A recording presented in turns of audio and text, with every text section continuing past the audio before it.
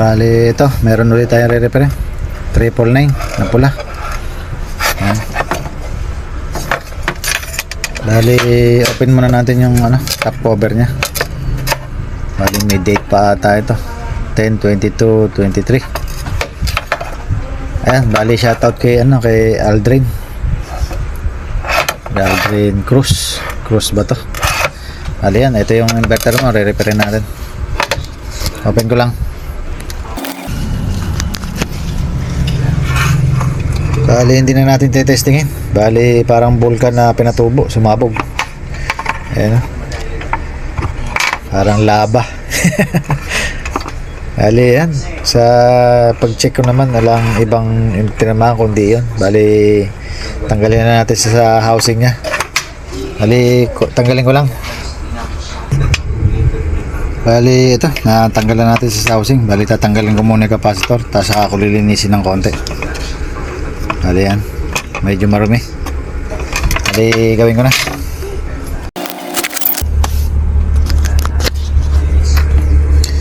Bali ang nakakabit sa kanya, ayan, nakalagay 3UF. Bali kakabitan na natin siya ng 4UF. Tapos adjust na rin ako ng ng protect. Tapos adjust din tayo ng ng frequency niya. Ito yung resistor. Bali sasabayan na rin natin ng pagpapalakas para isang gawaan lang. Bali choice pa rin ng may-ari yan kung paano niya kokontrolin dito sa lakasan niya. Kung nakasagad na dati ito, yan, baka madadagdagan lang ng lakas, i-adjust natin para mas gumandang manghuli. Bali yan, pisahan ko na, palitan ko na yung capacitor, saka magalis tayo ng mga resistor. Bali ayusin ko lang. Bali nakapagpalitan tayo ng capacitor. Yan, testingin muna natin kung aandar na siya bago natin lakasan para makita natin yung before and after. Bali yan, on ko kung aandar. Ayan, maandar. Try natin i-direct. Bali naka 1K lang tayo, naka load sa atin 1K. Ayan, maandar sa low. Ito yung high. Ako nagsasalita. Ito high. Yan. Bali tingnan na natin yung kinakain niya sa baterya kung gaano kataas. Bali tanggalin muna natin yung blower. Bali ito. Bali on ko na. Tingnan natin kung gaano kataas. Bali yan, 25 ampere, 300 watts. Yan, 300 watts lang bago natin lakasan.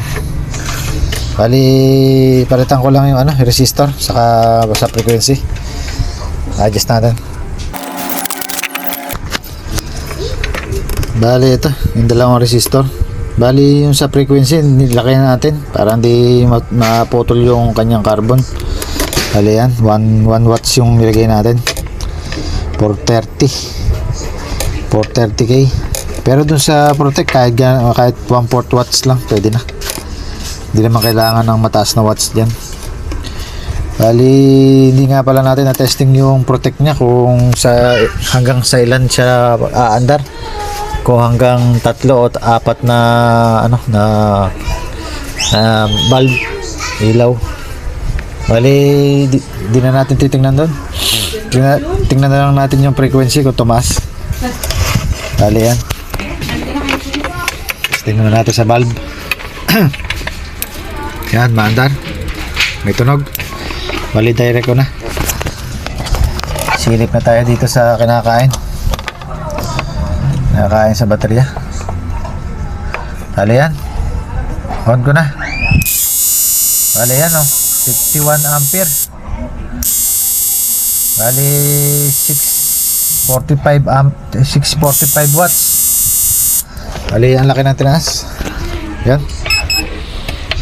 Bali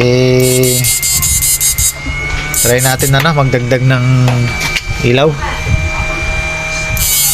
Yan, 2K. Yan natin 3K.